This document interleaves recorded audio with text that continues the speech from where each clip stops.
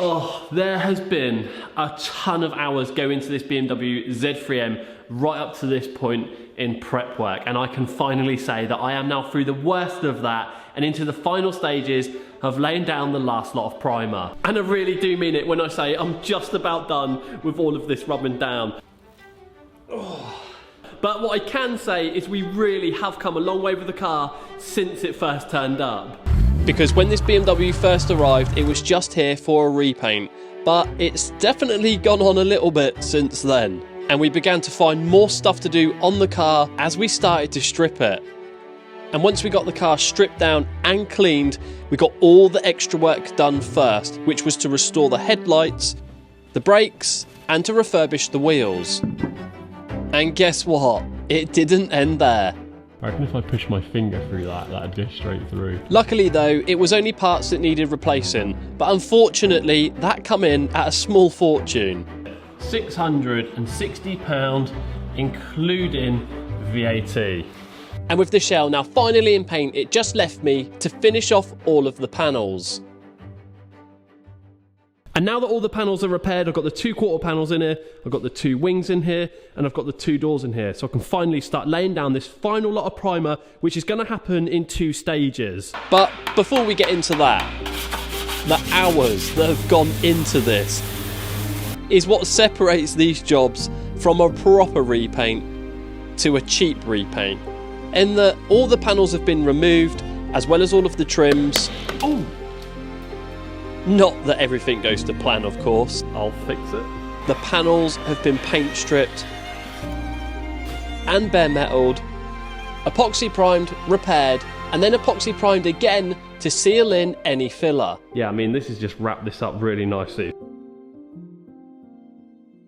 So before I get into what primers it is I'm going to be using, I thought it'd be best if I just show you guys what spray gun it is I use to apply these primers with. And that's because it's not just any old spray gun. And that's because this is my dedicated priming gun. But in the world of spray guns, it can all become a bit confusing because there's such a variety. When really, all you need are 3 separate spray guns.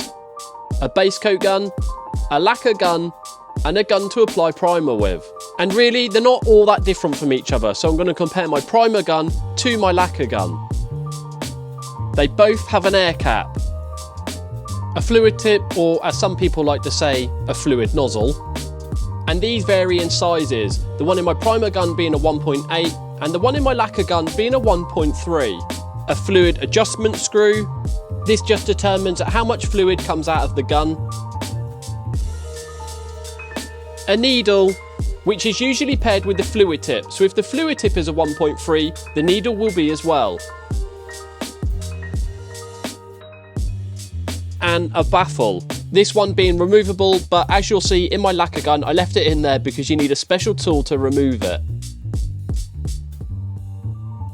Really, the only thing that separates any gun apart from each other is the air cap, the different size of the fluid tip, and the different size needles.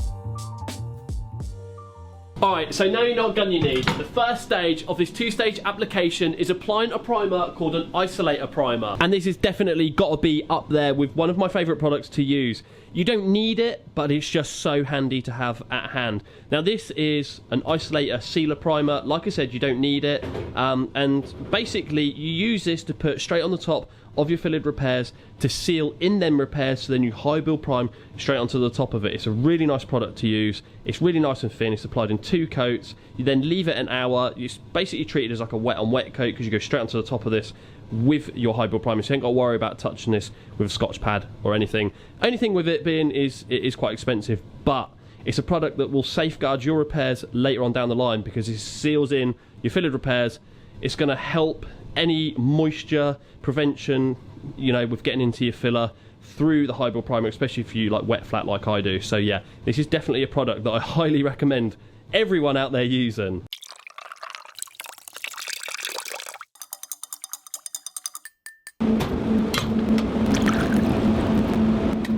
Now when it comes to epoxy primers, yeah, this isn't your run-of-the-mill epoxy primer. Usually an epoxy primer is quite thick and requires quite a big fluid tip to get that product out of the spray gun and onto the panel. But that isn't really the case with this. This being a 1-to-1 mixed epoxy makes it really thin, and you want to be moving really quickly getting this product on that panel, because trust me, if you don't, it will definitely run on you. But the really nice thing about this is it covers really nicely and it lays down really wet.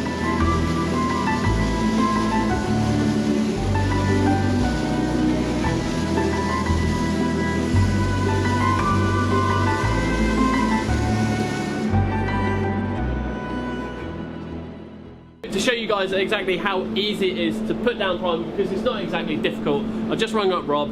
He's now coming across to come and do this second lot of primer. I'm going to film him doing it, so yeah, let's see how we get on with this. So I'm going to go and mix up the second lot of primer now, take you guys in there, show you through that, and oh, actually speaking of the devil, here he is. Ready, mate? What are you doing? Ready for priming, mate? With a spray gun. We're not rolling it. It was at this moment that he knew. He f***ed up. So now Rob's put his rollers away, we can get on with this second lot of primer, and that is applying a primer called an acrylic high build primer. This is a 2-pack primer, much like the epoxy is. You got your primer, your hardener, but this time we're going to be adding in a splash of thinners. But if it needs more, we'll just add in a little bit more. So then the primer is then mixed up. We make sure we're happy with it. And then it's poured through a paint filter and into the gun. And this can be applied in 2 to 3 really nice wet coats, but making sure that in between each coat, you give it a 10-minute window just to flash off. And if you ask me, anyone would think Rob does this for a living. So let's score him out of 10 in the comment section down below.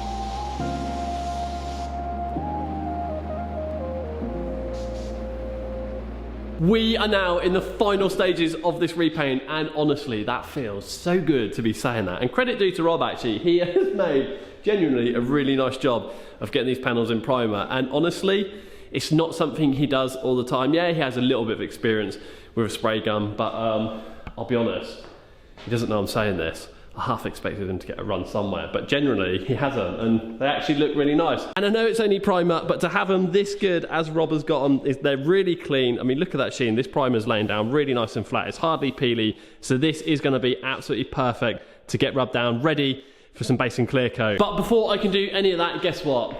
I've got to prep all these panels up once again, but for the final time, and I can tell you now, I am excited to just get through this and to get these back in here for paint. But before any of that can happen, I've got to let these panels now sit so this primer can fully cure out, because the harder this primer is, the nicer the end result is going to be of this repaint. So I hope you've enjoyed this video, guys. If you have, hit that like button, hit that subscribe button, and I'll see you guys in the next one.